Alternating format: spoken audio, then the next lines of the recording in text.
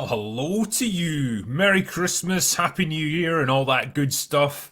I hope you guys all had a fantastic time over the festive period. I know I did, from what I can remember anyway.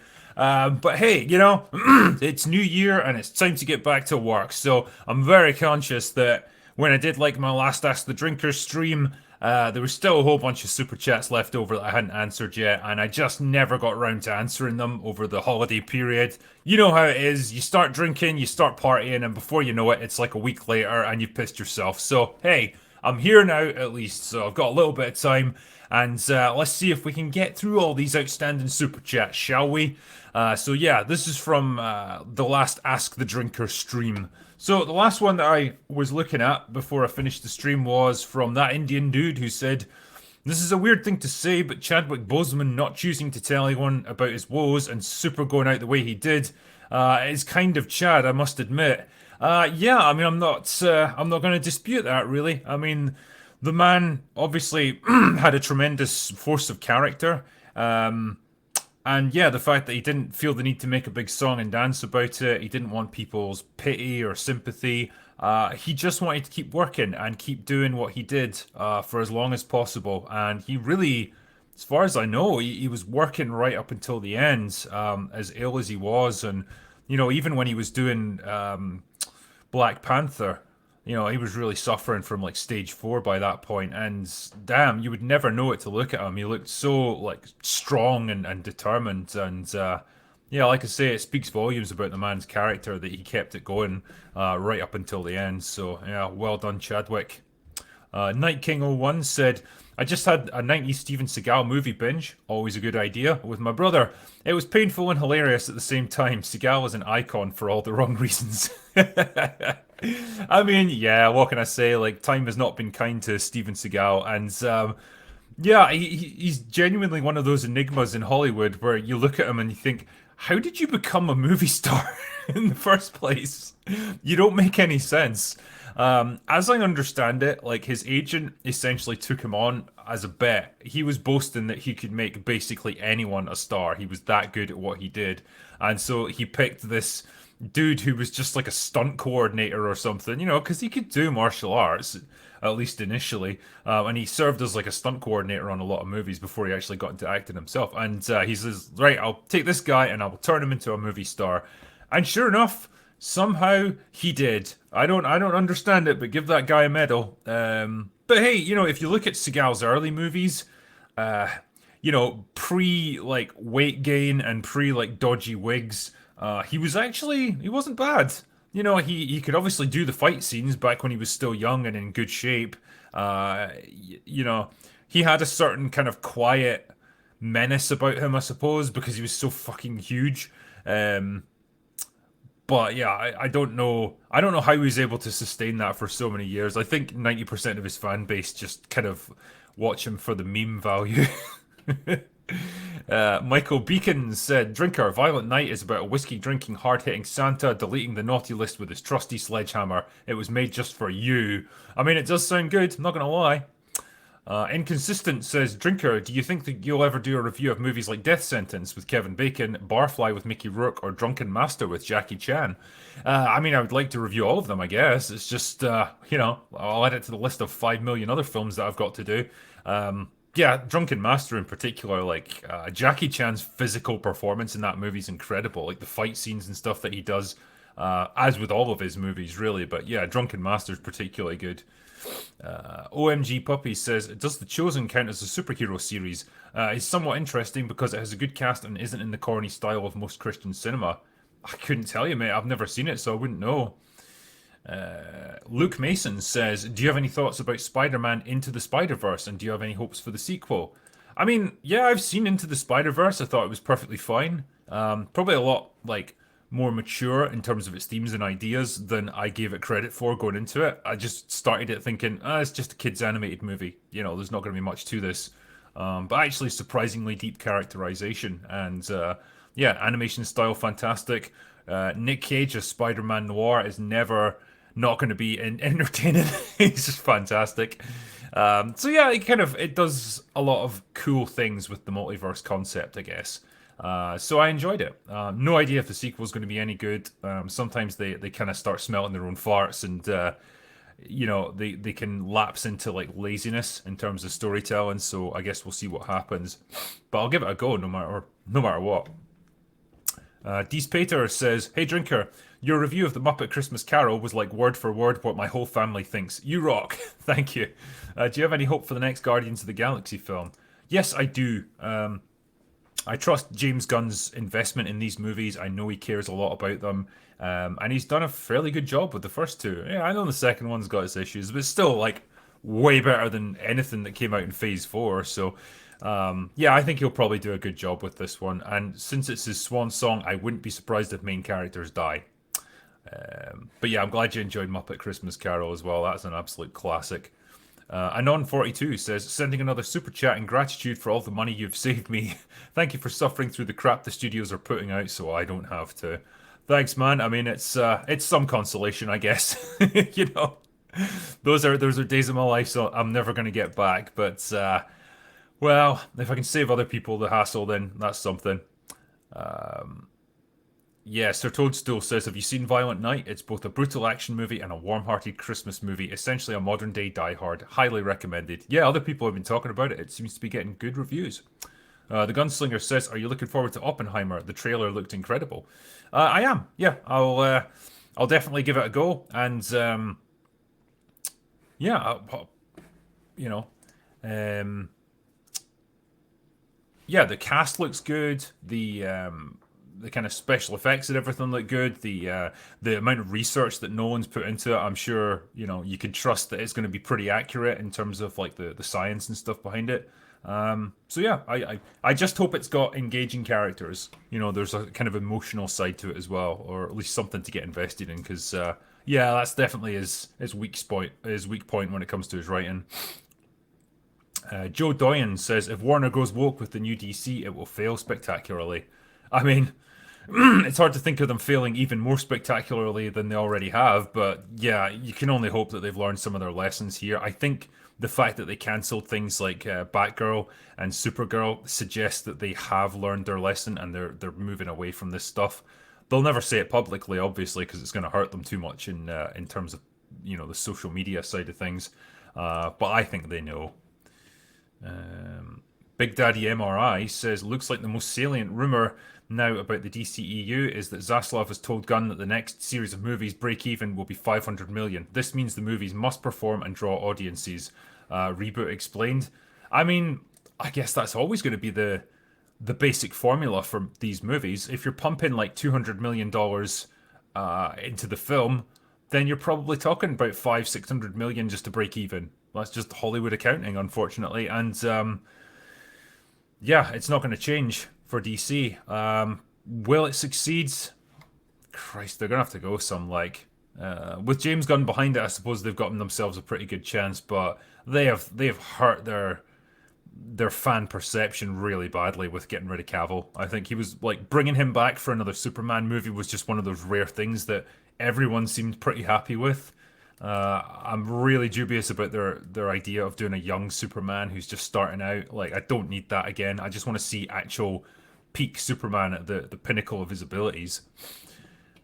Charlie Masters says, "Hey Drinker, Cavill publicly wanted joy, optimism, and hope for Superman. Gunn's hire was announced 2 days after HC. Does this mean they disagreed on this and so moved from HC? If so, that's concerning."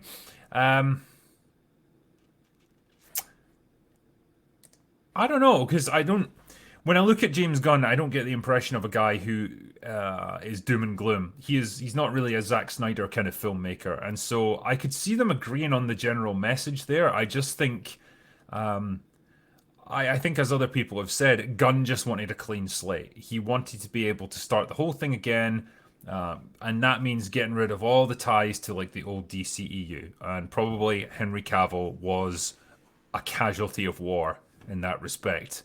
I had heard weird rumors that he just didn't like Henry Cavill on a personal level. No idea if there's any stock in that. Like that could just be complete hearsay. But I suspect it's more likely he just wanted to make a clean break, start from scratch, and to keep one guy, yeah, to keep one guy from the old regime and get rid of everyone else would have just seemed weird, and it probably would have been hard to explain. So yeah, I think it makes a kind of sense. I just don't like it, if you know what I mean. Johnny's says, "Salutations, drinker. Would you have any insight on when the comic book you wrote will be releasing? Indiegogo updates don't tell us much." Yeah, so having spoke to the guy who's coordinating it all, I believe they want you to get the cover finished off and the variant covers done, which I think they've pretty much done because they showed me one of their versions of the cover and it looks really nice. I think all the internal artwork is done and colored or colorized. I don't know how they say it. So it's probably going to be in the next couple of months, I should imagine. Yeah, I'm sure that was the timetable they were working to because I think with these Indiegogo things, like particularly comic books, again, this is me just getting into it for the first time, so I'm no expert, but their strategy was basically to do an initial surge of backing that would pay out the artists and all the graphic design guys and everything, so at least they can finish the work that they've done, and then that would get it into production, and then they're just kind of, they top up the sales from there. But yeah, I think from a production side of things, it's more or less ready to go, so it shouldn't be long, I don't think. Yeah, I'm looking forward to getting my hands on it myself, actually, because it's been a while since I wrote it. Sean Friel says, Gunn said just over a year ago in an interview that he didn't like Superman as a character. Young Superman is so boring, we want him at his peak. Exactly, yeah. I don't know about that interview. I haven't read it. I hope James Gunn isn't trying to do the whole subversive, oh, we're going to put a crazy new spin on it and cast someone totally ridiculous in the role, and it's like something you'd never expect. With Superman, a character as earnest and old-fashioned as him, I think people just want a good, solid actor playing him who believes in the values he represents. I think particularly now, when everything is nihilistic and everything is bleak and depressing, you just want a break from that. And Superman is like the perfect character to do that. And I think Henry Cavill got it, and I think he championed that. He just never really got the chance to play it on screen. Ali says, "Hail Drinker, what do you think about Cavill working in Warhammer 40k? Also, just know that you and Mahler inspired me to get to writing, and I just released my first ever novel on Amazon, Arcanus." Well, that's an awesome achievement, my friend. Well done. I'm glad you're getting into it. And yeah, as far as Cavill working on 40k goes, I know it's a total passion project for him. I know he's like a massive nerd when it comes to 40k. So, yeah, I just hope it pays off. I hope he's given the creative freedom he needs, and I hope he's the kind of guy who gets the last word because I think he understands the lore. I think he really understands what makes 40k work in terms of its appeal. And yeah, if anyone can do it justice, I think he will.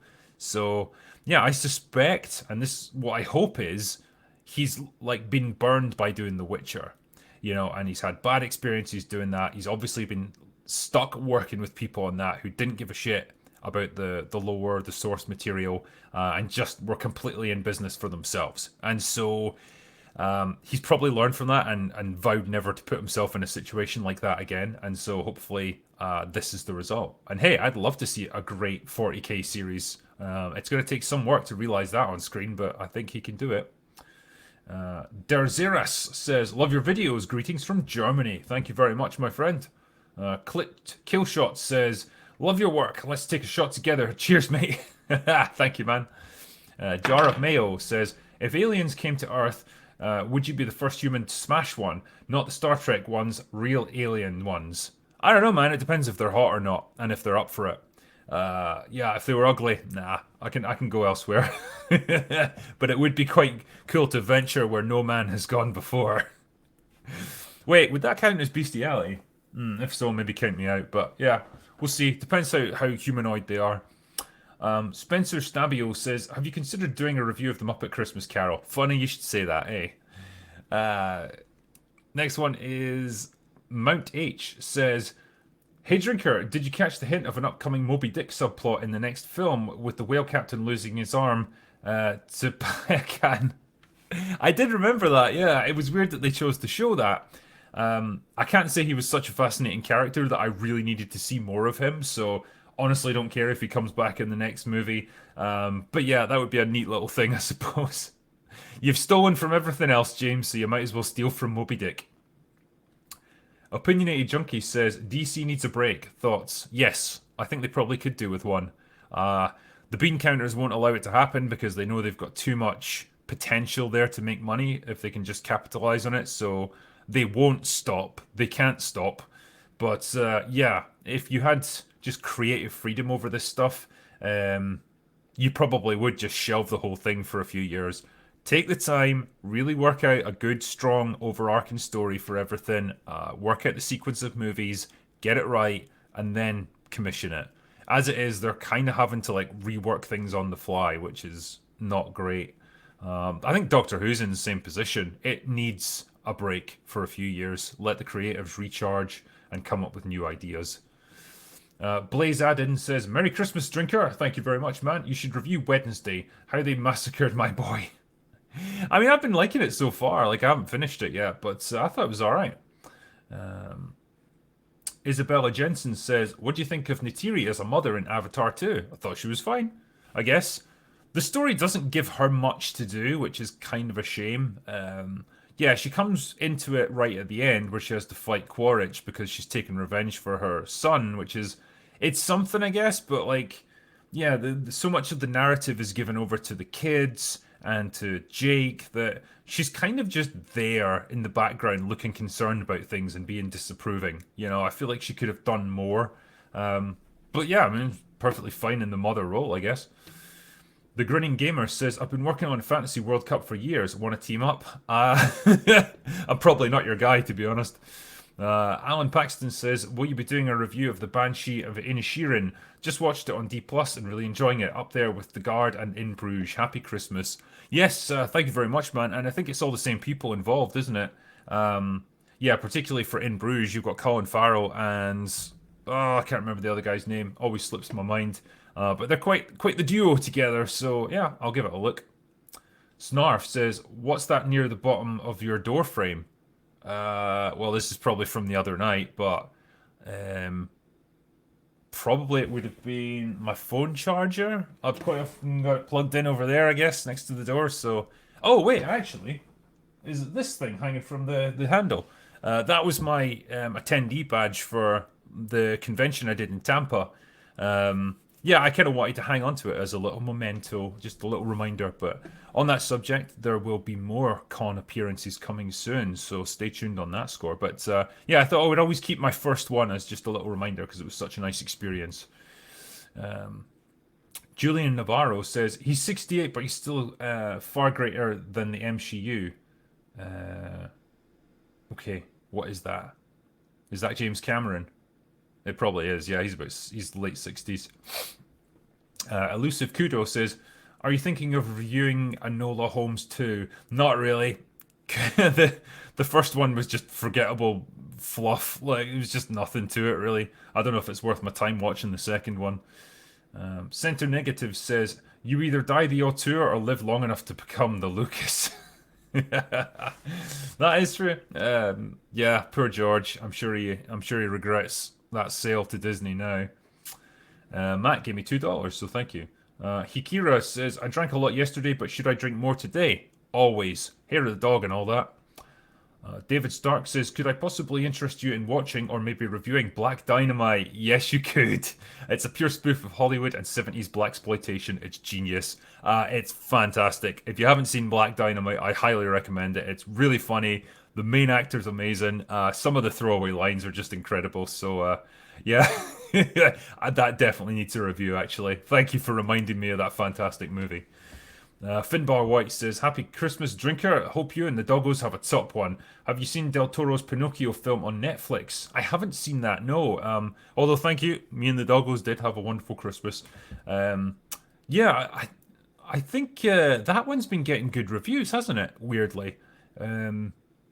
Yeah, because there's been another one. Was it Zemeckis who did a Pinocchio movie as well, and it was god awful. But yeah, I'd be interested in seeing this Del Toro version. Nick Savage says, have you seen Starship Troopers? Yes, and I've reviewed it. Ballin Design says, the second the Pinocchio suggestion and how it was made. Is it some like weird stop motion animation technique they used for it? If so, sounds good. Def S80 says, I've just blown my ring piece out. I'm looking for anyone with a spare size 3 sphincter as I'm currently very low down the donor list. Can't help you on that one, mate. Sorry. You're on your own. United Engines of America says, Drinker ever played Knights of the Old Republic? No, I haven't really played any of the Star Wars games, I'm afraid. I was always turned off by them, but yeah, I think Knights of the Old Republic is meant to be like one of the best, regarded ones, so I should really give it a try. Decay79 says, have you ever watched Person of Interest? If so, what do you think of it? No, I haven't. I've had it recommended to me, though. It's meant to be good. Big Chris says, what do you think of the 1992 Split Second with Rutger Hauer? Good question. I'm going to see if that's the one I'm thinking of. Second, Rutger Hauer. You're right, so... Science fiction action film, a co-production, right. The film stars Rutger Hauer as a burnt-out police detective obsessively hunting down the mysterious serial killer who killed his partner several years prior. It also features Kim Cattrall, Pete Postlethwaite. I don't know. It's funny, I'm looking at the cover here for it, and it looks familiar, but when I'm reading the synopsis there, it doesn't really ring any bells. So yeah, I'm gonna have to give that a maybe. I'm afraid I don't know enough about it. Hitchcock is the GOAT says, have you seen any of the Taylor Sheridan shows on Paramount Plus? 1883, Tulsa King. Very promising, non-woke entertainment for us who lean right.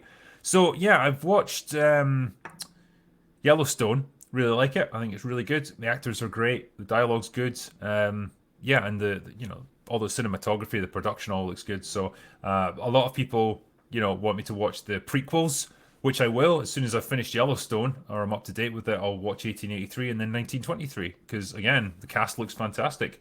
I haven't seen Tulsa King yet, but I'm hearing really good things about that. So I do like a bit of Stallone, so I'll give that a watch. Stephen Frawley says, Drinker, give us another rendition of why you hate New Trek. I love your channel, mate. I mean, how much time have you got, really? I've made many videos about why New Trek is god-awful. But yeah, I'm glad you guys enjoyed them. Yeah, I don't know if I'll have it in me to watch Picard Season 3. People are saying it's meant to be good and they've learned their lesson, but I think it's too little too late, if I'm honest with you. Noah Lightly gave me $5, so thank you. Andron Traps says, Drinker, would you walk 500 miles and then 500 more just to be the man who walked 1,000 miles to fall down at Tatiana's door? Yes, although I usually don't have to walk quite as far as that, so thank you. Styvek B says, what do you think about Henry Cavill becoming executive producer on Warhammer 40k? You better start reading those novels, I say. Wink, wink. Yes, as I've said before, I'm pleased that he's doing it. Hope he can make a go of it. And yeah, the Horus Heresy novels are enormous. Like, there's an absolute wealth of material out there now. So it's quite cool to see all that stuff getting filled in. Because for a long time it was just this kind of mythical period in the Imperium's history. And it was just, referenced as in the past tense. But to see it actually get laid down in novel form is great. So again, I'd love to see that stuff on screen. Douglas Burton says, Drinker, please watch Amadeus. It's one of the most brilliantly written, brilliantly structured films of all time. Best Picture winner of 1984. I dream of a world where your review is on YouTube. Merry Christmas, sir. Yeah, so Amadeus is about Mozart, isn't it? And his rivalry with another composer who I can't remember. But this all came up because it's referenced as a joke in Last Action Hero. And I always remember as a kid just being like, because the whole joke is like, he killed Mozart. It's like the actor was in Amadeus. And as a kid from the UK, I was like, what the fuck are they talking about? I don't get this joke and I don't understand why they keep bringing it up. And it's always stuck with me, I suppose. So I should really do it justice and finally watch Amadeus. Leonardo D81 says, ever try Redbreast 21-year-old Irish whiskey? I haven't tried much Irish whiskey, if I'm honest. I tend to stick to the Scottish stuff, but I'll keep it in mind. Black Justin Trudeau says, at least we did not get Titanic sequels. That's true. Also, I love that. Titanic 2, it's back. It's like this monster ship rising out of the ocean. Also, what are you drinking tonight? Have you tried Trailer Park Boys whiskey, or have you seen the TPB movies?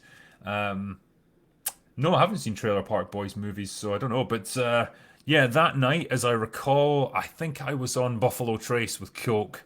Yeah, I've been drinking a fair bit of that over the holidays, and it's gone down lovely. Um, so yeah, and yeah, we didn't get Titanic sequels. I do have a bit of a soft spot for Titanic. I like it as a film. Chimney says, Slanjivar, man. Merry Christmas and cheers for all you've done over the year. Thank you very much, and I do my best.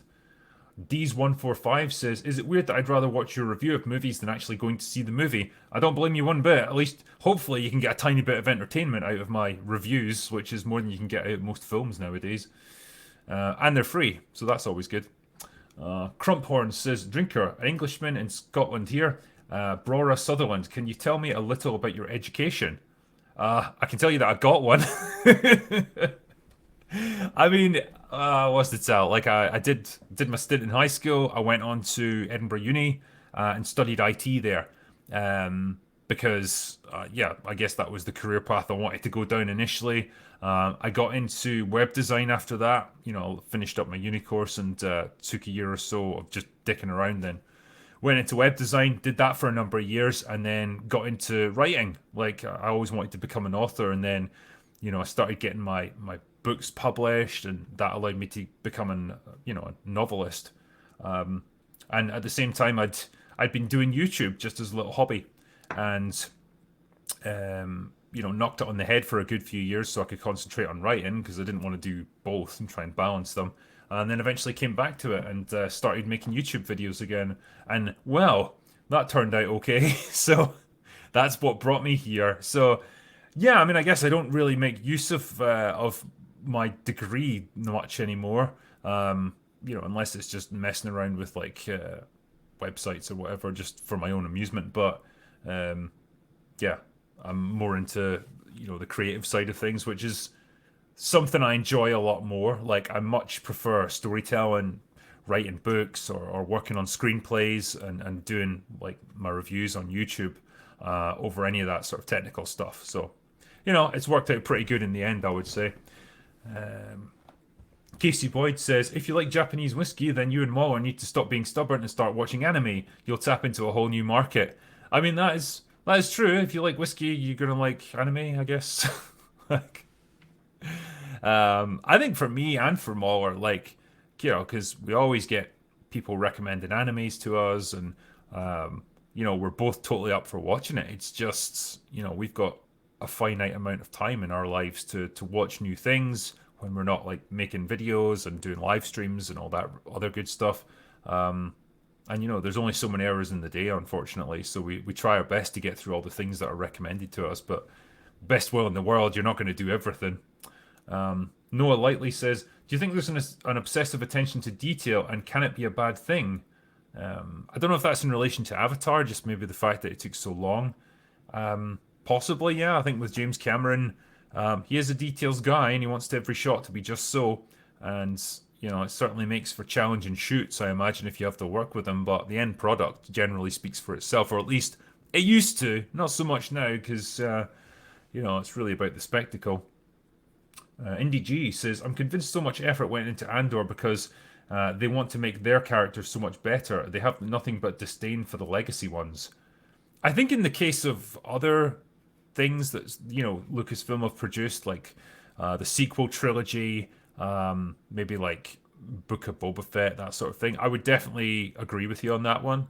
They made Han a deadbeat dad. They made Luke just a deadbeat, and they just basically killed Leia off because Carrie Fisher wasn't available anymore. But they did all of that to elevate their own new characters, because that's the ones they wanted you to embrace. They wanted to sell you the new product, and so that's their tactic, I suppose.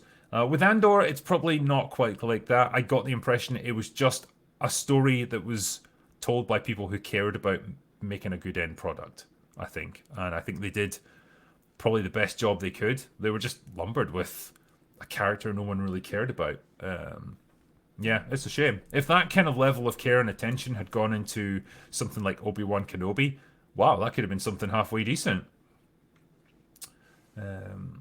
Chibi Chats says, thank you for your videos, Drinker. Thanks for letting me know that I'm not crazy about Marvel Phase 4. Have a few in the local for me. Thank you very much. And yeah, you're most definitely not crazy about Phase 4. It sucks. I think we can all agree on that. Kelvin Thompson says, what do you look for in a film collaborator? My schedule's open. I got my hands full, like getting Rogue Elements done and getting that out, and then we'll see where we're at after that. We'll see what the next project's going to be. But yeah, generally speaking, I want people who can voice their thoughts. Who've got ideas that they can put forward. Good suggestions that are willing to listen to other people as well, and people that are actually able to collaborate and work with others. Solvay Mike says, "What is next for the Drinker Fixies?" I mean, damn man, there's so many things out there needing fixing. It's just like you have to question what's worthy of it and what is just kind of irredeemably crap. It might be interesting to do a Drinker Fixies on Avatar too, actually, and see if there's a way to tell that story better. Surely there has to be a way to make it more interesting, perhaps.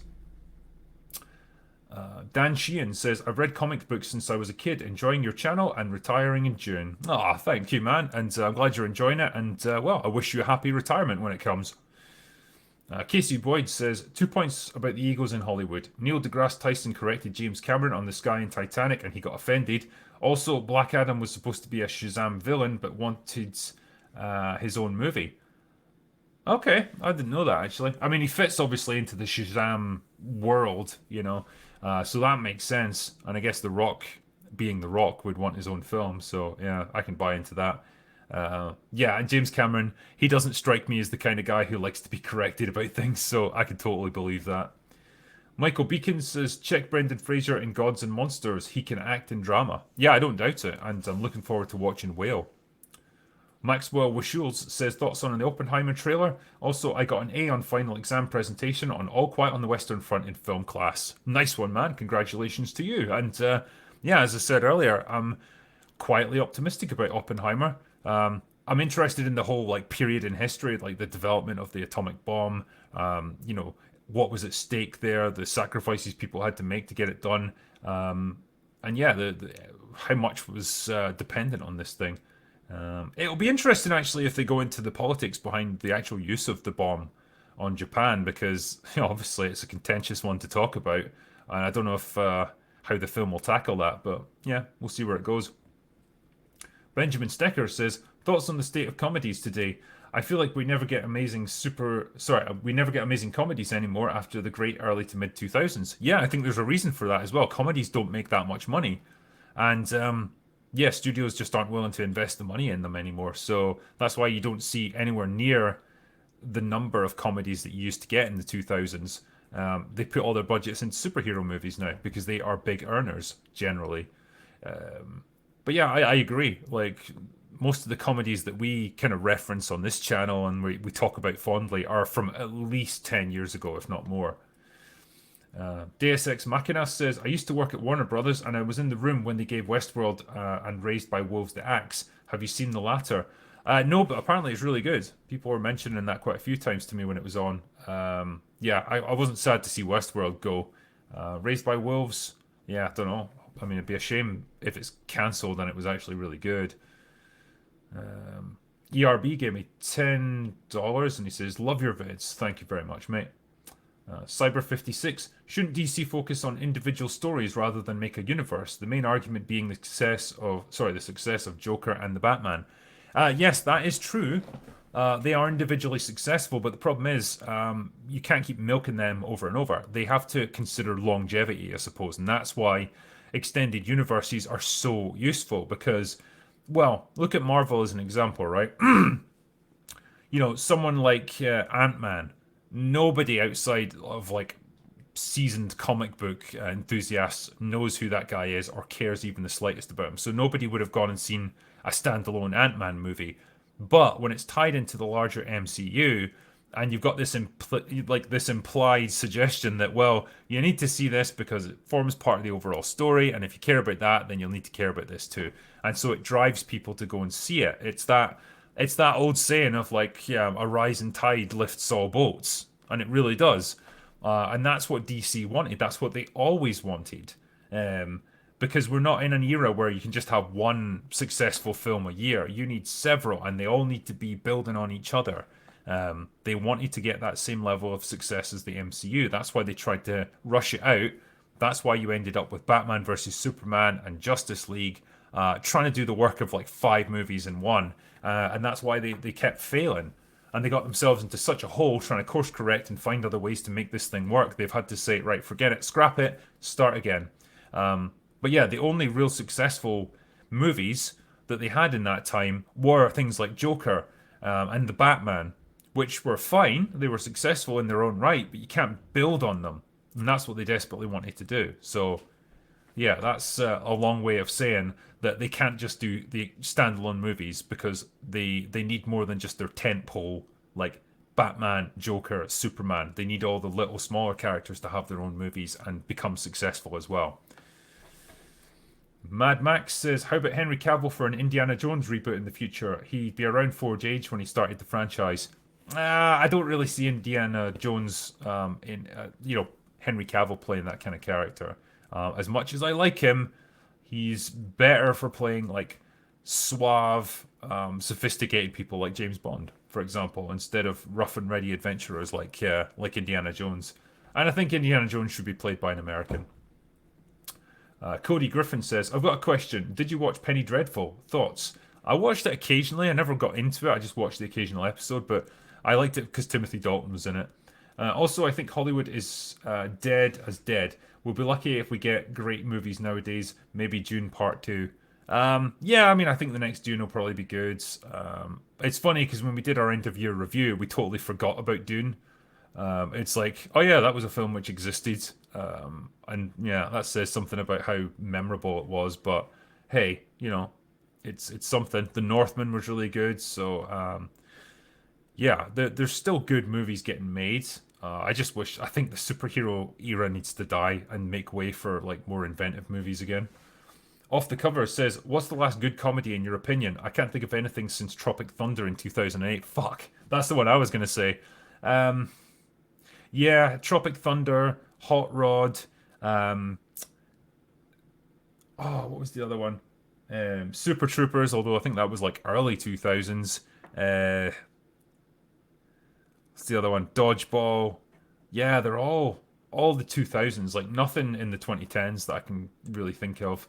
And that's really sad. Finbar White says, have we gone past the best eras of films? Also, which era had best film soundtracks? Probably the 80s, I would say. It's never more epic than an 80s movie with a montage and a banging tune to accompany it. But yeah, I mean, Hollywood sometimes goes through slumps, I suppose. And I think we're at the tail end of an era, I think, in Hollywood. And I think a new era is probably on the way in the next 5 years or so. We're going to transition into something new. This can't last. It's simply not sustainable. It just feels like one of those situations where something has to give. And I think, ultimately when it's a money-making enterprise, they will find ways to make money again, and they will eventually start giving people what they want. I think when you had things like Top Gun Maverick, which made crazy amounts of money, you had, what's it called?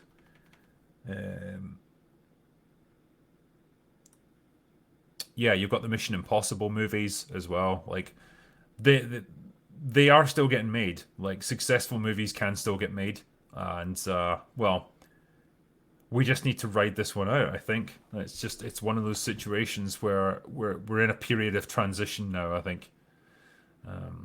Nearly Rivas says, hey, Drinker, any opinions on the Oppenheimer movie? Yeah, I get asked a lot about that, actually. Yeah, I'm optimistic. Jen Mai Cha says, if all the alcohol in the world vanished forever, what other illegal drugs would you do? My top choice is caffeine, but a high dose of CBD is relaxing.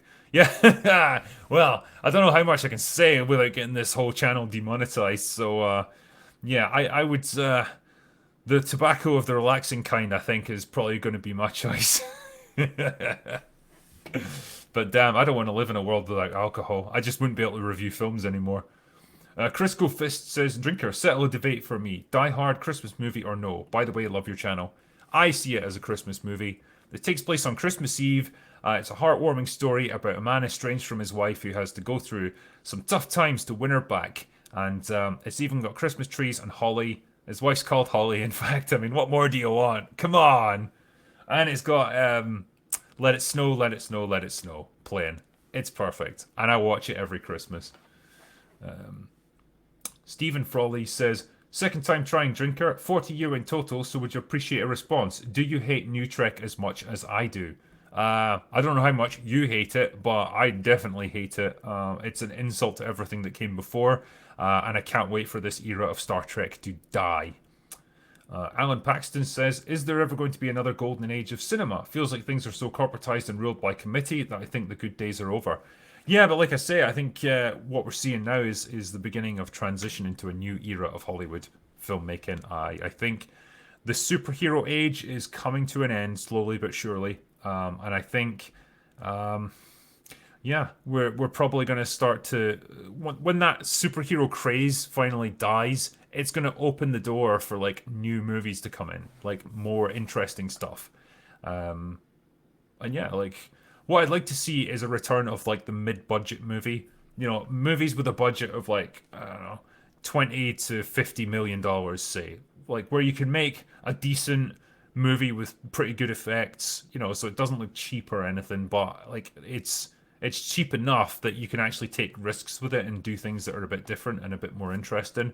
I honestly think the 90s was the best era of filmmaking in so many ways. Like the 80s was awesome as well, but that was the era when special effects got to the point where they were excellent if they were, you know, if the budgets were there. But we weren't reliant on them. We were still telling really good stories, and there was plenty of like, you know, just relatively cheap but iconic movies. You know, that was the era of like you could have everything from like Jurassic Park to like Reservoir Dogs.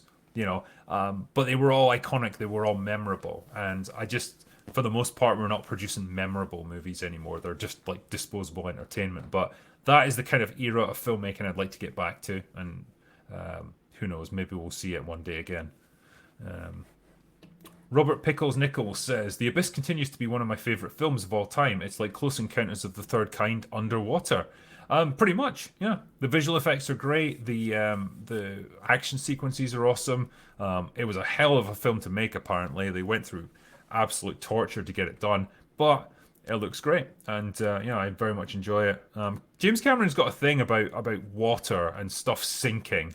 You know, like whether it's the Titanic, whether it's the underwater rig that's flooding, whether it's like, you know, Avatar with the big ship at the end that sinks. You know, he loves things like sinking beneath the waves and rooms flooding and doors breaking down and stuff like that. It looks great on screen, to be fair. Temite80 says, what's your advice for a divorce? Bloody phone. Go away. What's your advice for a divorced 42-year-old man trying to find a partner again in this modern dating scene with the message everywhere? I appreciate your efforts and honesty. Good luck with the movie. Damn, man. I mean, if you're asking for dating advice, you're asking the wrong guy.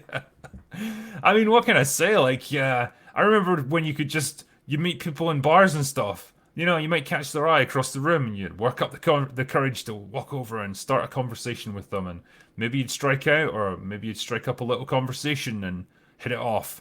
Who knows? But yeah, man, I've never really tried online dating, and I think that's how most of it's done now, and it just seems awful. I gotta be honest. It seems like ordering something off Amazon or whatever. You know, you're just looking through all your products to find the one that appeals to you. Yeah.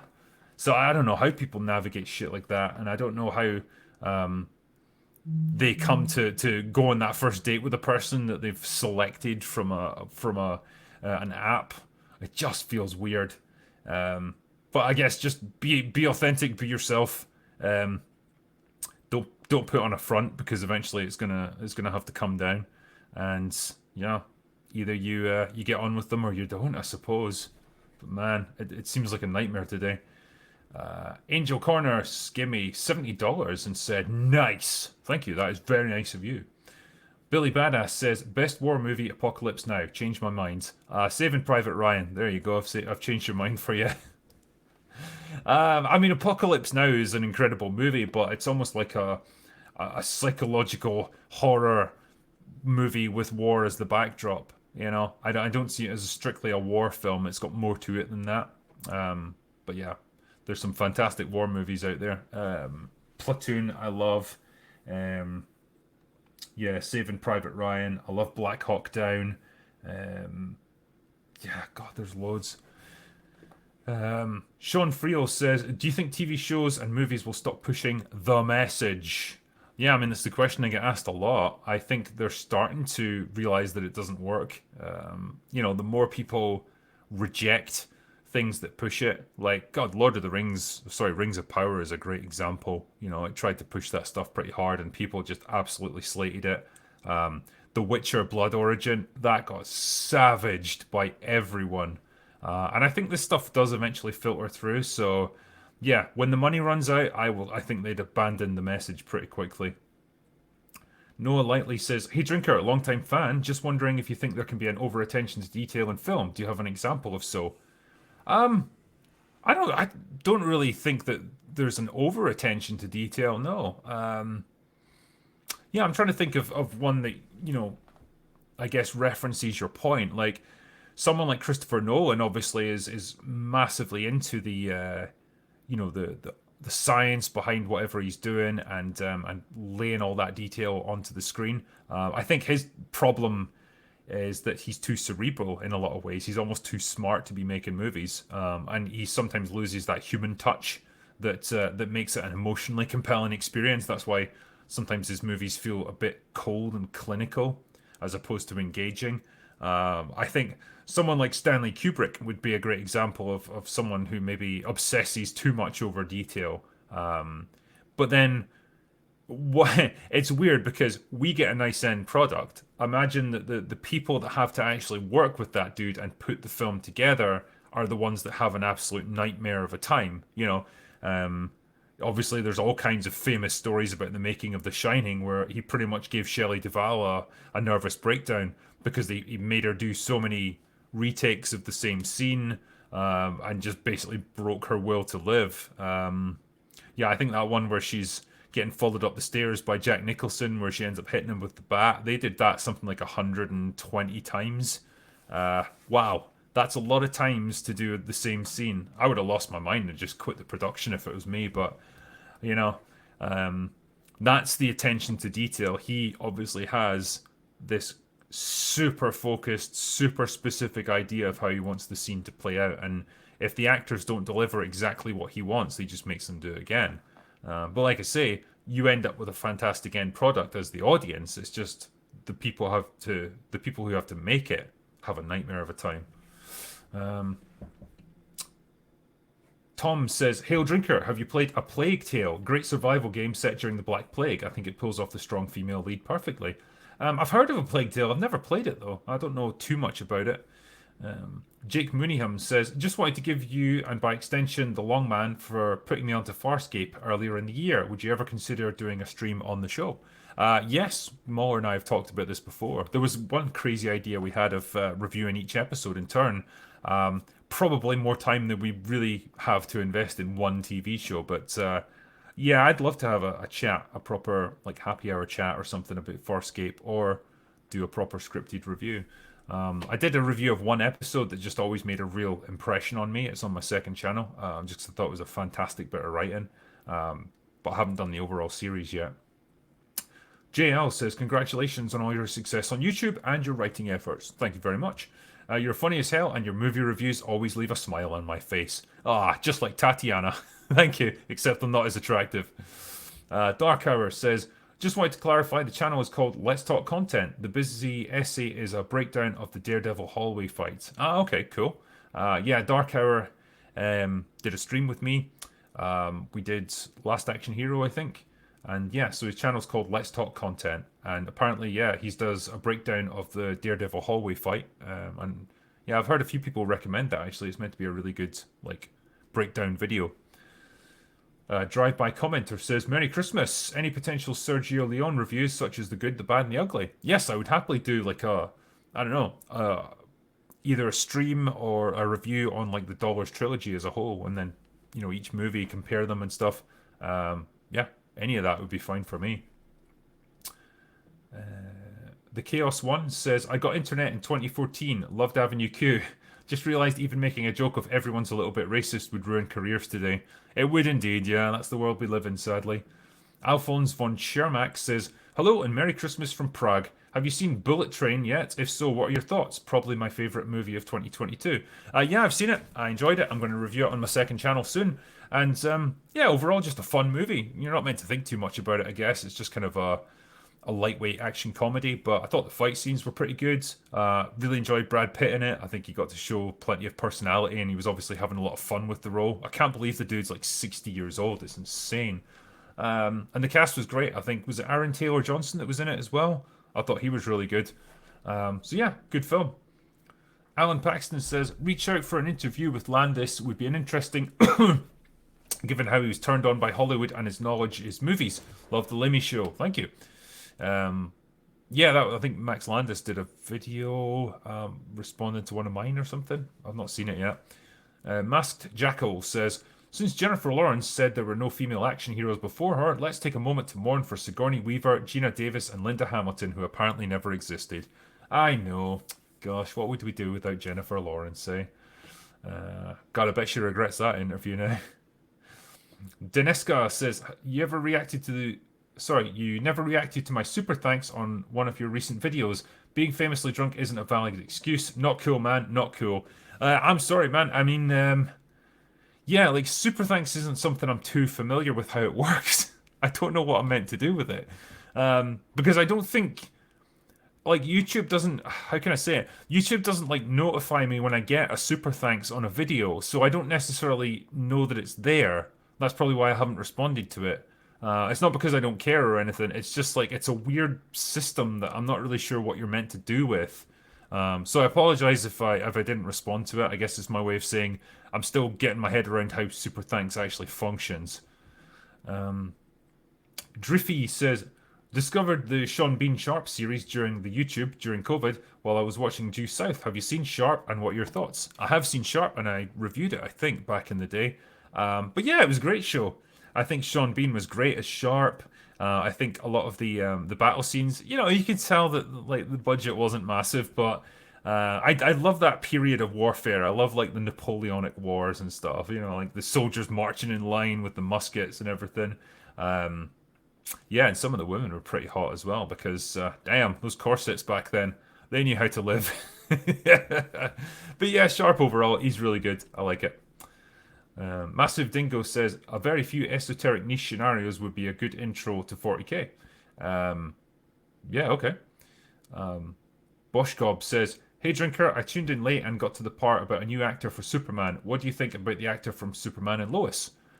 He looks alright, actually. Yeah, I think that's meant to have been a pretty decent show, and I think people quite liked his portrayal of him, so I guess he'd be alright, you know. He's got a bit of a TV show look to him. I don't know if he's quite a leading man, but hey, you know, once you see people in the proper costume and everything, maybe.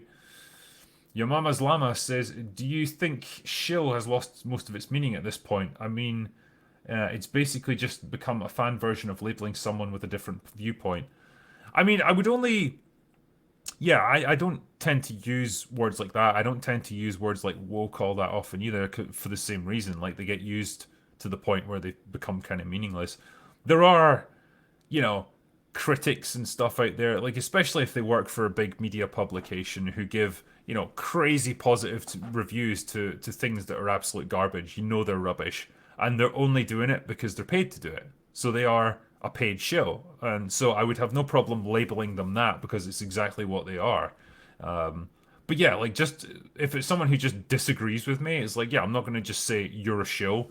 I might be more interested in why you have that opinion about something, but yeah, I agree with your point. Like, we shouldn't just throw these labels around with people. It's you know, it's the same approach that people use on Twitter, where it's like anyone who disagrees with me is a racist. It's just, yeah, you're making it meaningless now. The Grinning Gamer says, hey Drinker, Merry Christmas. Thoughts on Edgar Wright's movies? Baby Driver is fantastic. Yeah, interesting you should say that. Like, Baby Driver is one of my least favorite of Edgar Wright's movies. I love the Cornetto trilogy. But with Baby Driver, I'm just like, yeah, the action sequences are fantastic. didn't really care much for the main character or any of the others. Like the Edgar Wright's strength a lot of the time is like razor sharp dialogue, great actors portraying, whatever characters he's working with. And it just felt like it was lacking a little bit in that. It was weird. It's a strange movie. Kind of the same thing with Last Night in Soho. A very interesting film, visually fantastic, but it just felt like it was so far out of Edgar Wright's wheelhouse that he just wasn't suited to it at all. It was an odd sort of film. But yeah, generally speaking, I like him as a filmmaker.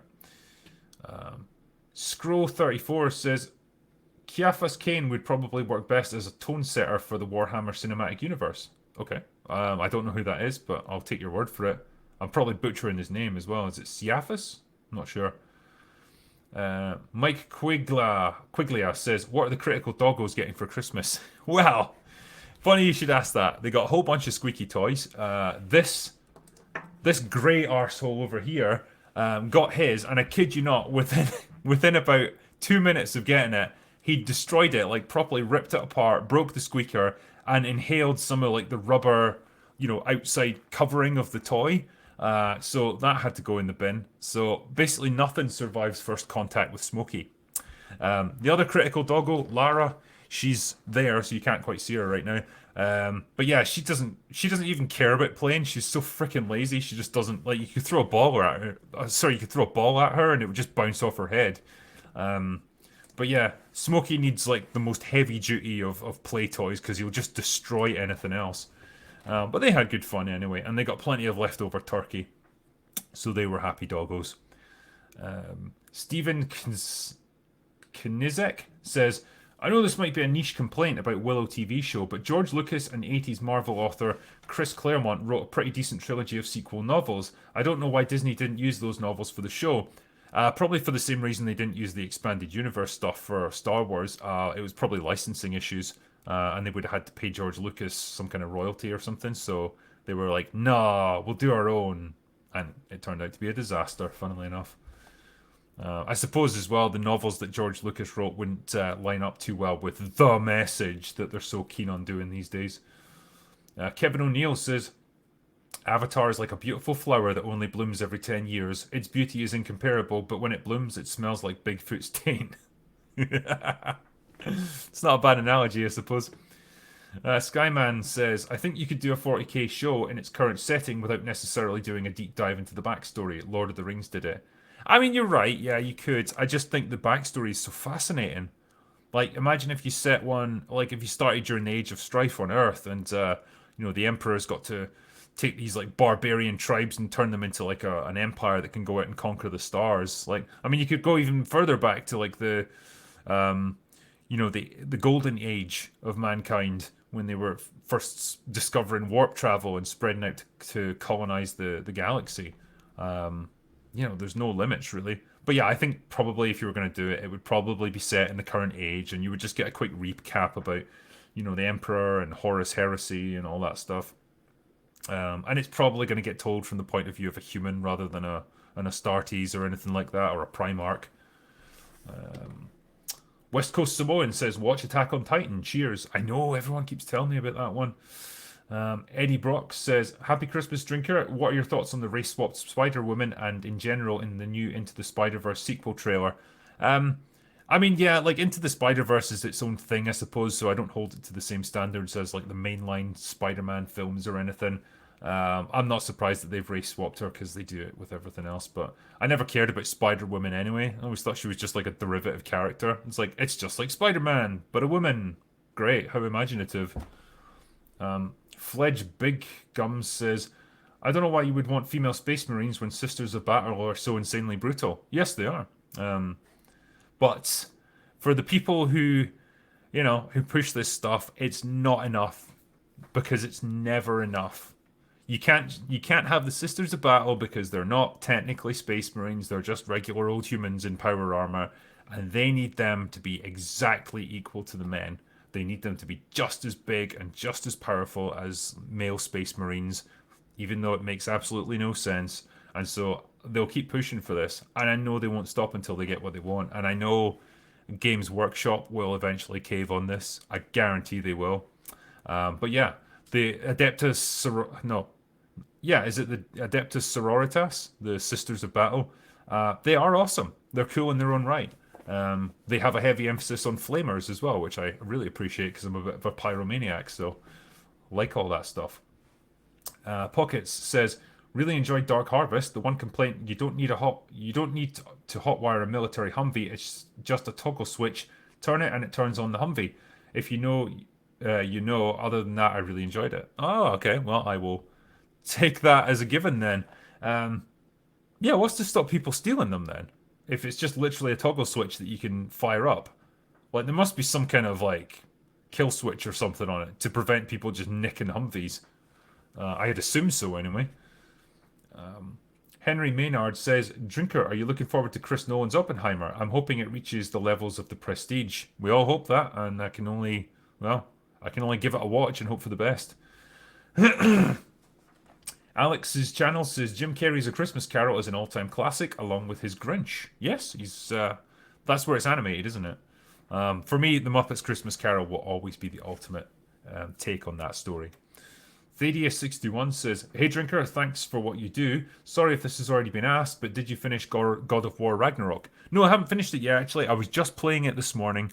I think I'm about halfway through, so I'm about to go to... basically, I've gathered all this material together to forge a weapon that's going to let me take down Heimdall and rescue Atreus.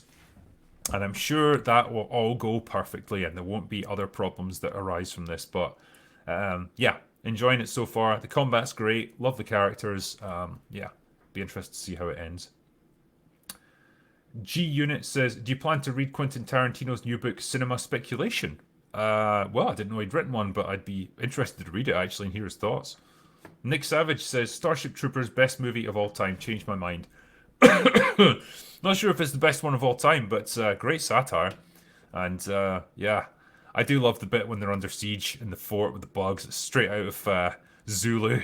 You know, same premise, a lot of the same shots and everything. It's great stuff.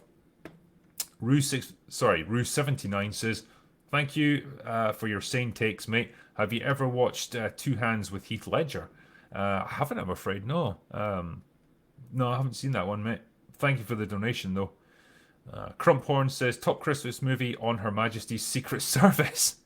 Not sure how that's a Christmas film, but yeah, that was Lazenby's one, wasn't it? I'm not a huge fan of Lazenby as Bond. I think the movie itself is good, but I think he's like the weakest aspect of it. And Chatterbox says, I saw a video of Sigourney Weaver thanking Jennifer Lawrence for everything she did with AI-generated audio. It's amazing. I've got to give that a try then. Yeah. Oh, well, that is the end of the Super Chats. So we are finished there. Yeah, I'm sorry it took me so long to get around to this. Like I say, it's just, you know, Christmas crept up on me and it was the holiday season and all that. And this is like the first time I've had to do it. But yeah, thank you for everyone who donated that evening for the Ask the Drinker stream. I really enjoy doing them. It's just a chance to, like, you know, interact directly with people, I suppose, rather than, you know, me prattling on for 2 hours about whatever's happening at the time and you know, kind of ignoring chat. It's like I get a chance to just kick back and talk to you guys. So I enjoy doing it, and hopefully you enjoy them too. And yeah, probably the next time you see me will be at the next open bar, which will be on Thursday. And well, they've become quite popular, as it turns out. So Mahler and I have decided that we're going to do them on a weekly basis now, rather than just every couple of weeks. You know, we wanted to make it a regular thing so people know it's on every Thursday, and it's you know, more reliable that way. And yeah, again, we really love doing it. People seem to be enjoying what we're doing with Open Bar, and yeah, we wanted to make it a proper regular thing. So that's what we'll be doing. So hey, join us for that, I guess. But for now, that's all I've got for today. So go away now.